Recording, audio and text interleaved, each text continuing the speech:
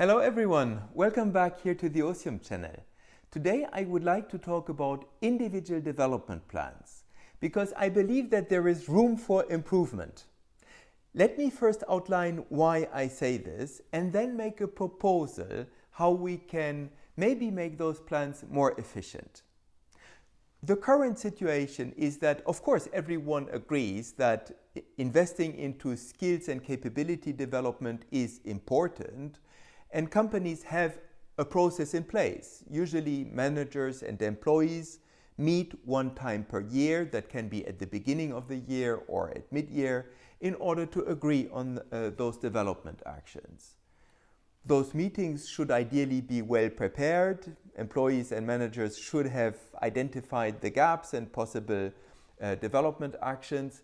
But the reality is that those meetings are not always that well prepared. And sometimes, people then look at a program with different training activities and choose which one would be the most suitable.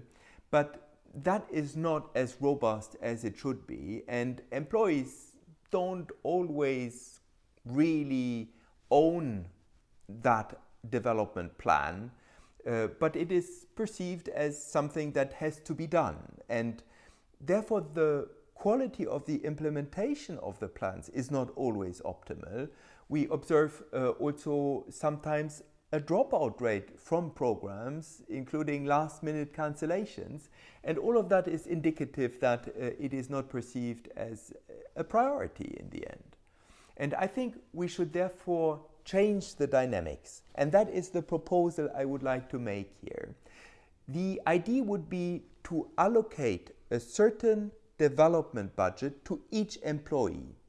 They have their own annual budget and they are fully in charge to manage that budget, to decide what kind of activities they want to source based on the budget that they have available. That would put indeed the ownership fully into the hands of employees.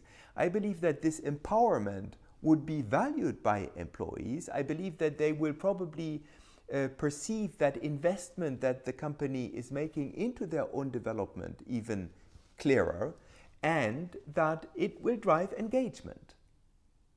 Now, there are a few technical aspects that maybe we need to clarify. Let me outline 4 of them. The first question is whether employees should be able to source programs also in the market, or whether the company is pre-selecting those programs.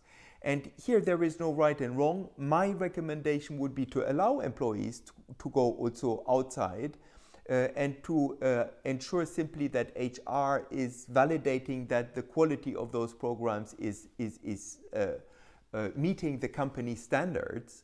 But opening this up, I think, can make sense. In the end, both options are feasible. And employees can still manage their budget even if their choice is limited to pre-selected programs. Secondly, there is the question whether the budget should be different according to the level of seniority that a person has. And I believe that it would make sense to increase the budget depending on the grade of the person or depending on their level of responsibility. But again, different design options may exist. Thirdly, there is the question concerning the transfer of budget from one year to another. I believe that it would make sense to allow people to transfer a budget from one year to the other, but if they haven't spent it in the second year, then they would lose it. The reason I say this is that some programs may be more expensive, and we should allow people to save for those programs over a period of 2 years.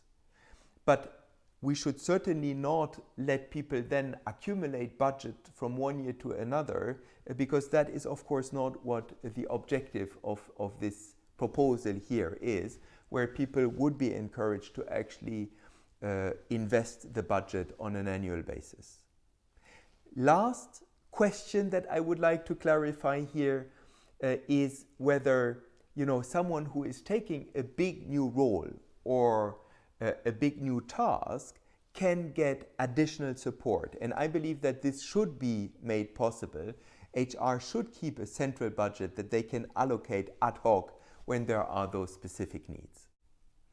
I'd love to know your feedback on this proposal, and maybe some of you have already experienced it. Please use the comment section here below to share comments and to share experience that you may have gained in this area. I hope you have enjoyed the video. If it is the case, please don't forget to share it or to like it.